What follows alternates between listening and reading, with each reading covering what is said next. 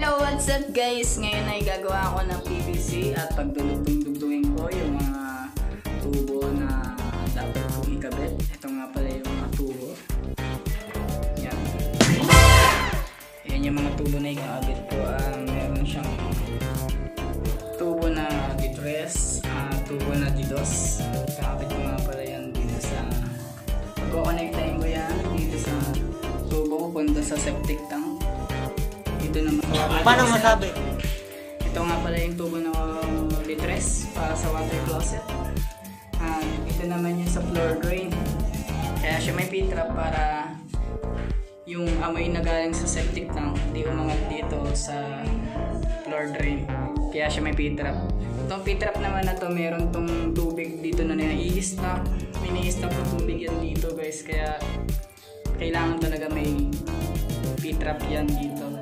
At kung may stock ka naman ng dumi o kaya mga buhangin o kaya may barado na, pwede nyo nang buksan yan dito. Meron siyang takip dito at papakita ko sa inyo. Ito nga pala yung takip ng P-trap. Dito yan, pagka barado na yung floor drain nyo o kaya marami ng buhangin, ito lang, bubuksan nyo lang ito guys. Kailangan talaga. At saka hindi siya sinasabay sa pag-epoxy. Karamihan kasi sinasabay nila ito sa pag-epoxy. Kaya pagka nabarahan to, hindi na rin mabuksan. Kaya obligado talaga na tulin siya dito. Ito naman ay abang naman sa laboratory. Ayan. Hindi ko na siya lalagyan ng P-trap kasi nga mayroon naman siya sariling P-trap. Yung laboratory may sariling P-trap. May sink yan na P-trap. At ito naman yung sa tubig, sa faucet, pwede rin siya sa shower. Hindi na kami naglagay dito ng PPR kasi okay naman na kahit ito na yung gamitin natin. Dito nga pala yung plano kung saan sila mga nakadetalye at yung sa plano hindi natin alam kung nasusunod na talaga kung saan sila papadaanin. Kung saan sila papadaanin at yun nga kasi hindi natin nalusan talaga sila permanente. Kaya ito nga ay kakabit ko ngayon. Papakita ko sa inyo kung paano sila ikabit, kung anong mga PVC fittings na gagamitin para mabuo na natin at makonect na natin doon sa septic ng okay. Papakita ko na sa inyo yung 5, 4, 3, 2, 1, let's go!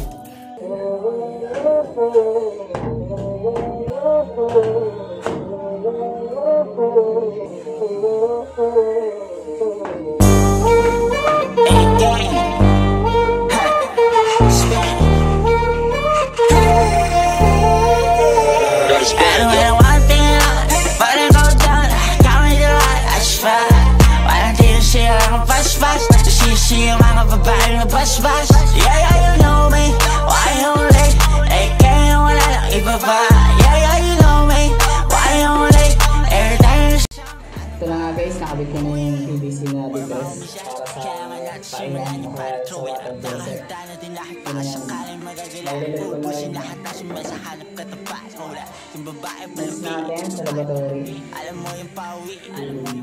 Nakatapusin niyo yung mo ng madali. Kamutin natin yung sugat mo ba? Di nakapagsalita. Alright. Kaya na lang. Tiningahan ko na siya guys para marami kasi semento. Baka di kumapit yung solvent at nagkaroon ng leak.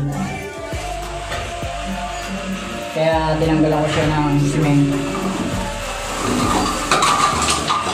Kasi nalaglag na nga nilakakabit. Naglalakas loob, gusto ka lang natanongin. Girl, sa'yo lang ang ito yung elbow dito. Titingahan ko yung elbow dito. minsan ng tama ng alak, ikaw pa ang hinahanap. Kaya pasensya kung mapunit ka. We've been making sounds na hindi mo pa naririnig. Girl, ano na mali pag di nang hinginig. Hindi ko din na nasabing ako'y kinikilig. Ibang-iba nga ang pawis habang nagdidilig. Yeah, you know me, one and only. Kaya wala lang iba pa. Ganun pa din kahit di pa kilala. Yeah, alam mo na ako hindi to nag-iba. I don't wanna one thing, but I go down. Got me the right. bash-bash. Yeah, you know me. Why you late? Kaya wala lang iba pa. Yeah, you know me. Why you late? Airtime siyang ano ba? Teka lang, sino ka? Sobrang pungay ng mata. Hindi ko na makita kung isa o dalawa. Umiikot paningin kahit saan ko siya daling. Gustong gusto niyang damahin kahit saan paupuin. Malakas aking dating, di na kailangan tanungin. Pag ikaw ay tinitigan, di mo na mapipigilan. Notes up, make it drop and she ride it like she Cardi. Di mapakali, gusto nang umalis sa party. Shot her with the body. She gon' holla at me. Now she call me Zaddy. Tagal niyang hiniling, lahat ngayon matutupad. Ito na nga guys, nakabit ko na lahat ng mga dapat ikabit. Papakita sa inyo kung ano mga itsura ng pagkakabit. Ano mga style. Kung ano mga kung saan sila mga ganun ba. Ayun na.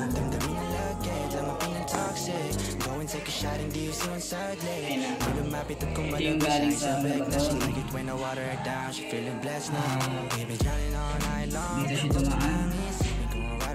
Ito naman yan sa floor drain. Ito yung B-trap na gusto mo na rin yan. Punta yung dito sa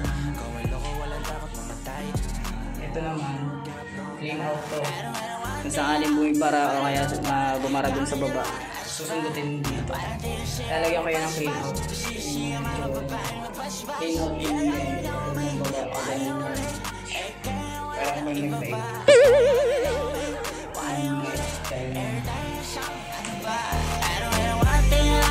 Parang go down, count your light, I try. Parang tiro siya ang bash-bash. Sisi yung mga babaeng na bash-bash. Yeah, you know me. Why you late? Kaya wala lang iba pa. Yeah, you know me. Why you late? Airtime siyang ano ba? Nalagyan ko na siya ng solvent.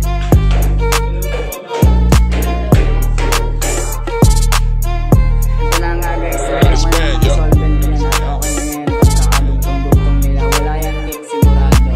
Para makasigurado talaga, lalagyan ko pa yan ng epoxy. Papaikutan ko yan. Nailagay ko na yung clean out. Ito nga pala yung clean out guys. Ito yung clean out to. Kung sakaling bumara yung tae nyo. Ay, joke lang. Kung sakaling may bumarado. Ayan yung clean out. May rubber yan kaya hindi yan magaling. Basta higpitan lang ang pag-ano. Basta higpitan lang guys. Pwede na yan. Ito naman sa exhaust yan para singawan yan dito sa CR. Wala kasing awning. Nakabit-kabit ko na yan guys. Nalagyan ko na solvent yan guys. Kaya okay na. Tingnan yung kamay ko. Solvent. Pero lilinisin ko yan para hindi naman masyadong ano. Bye bye guys.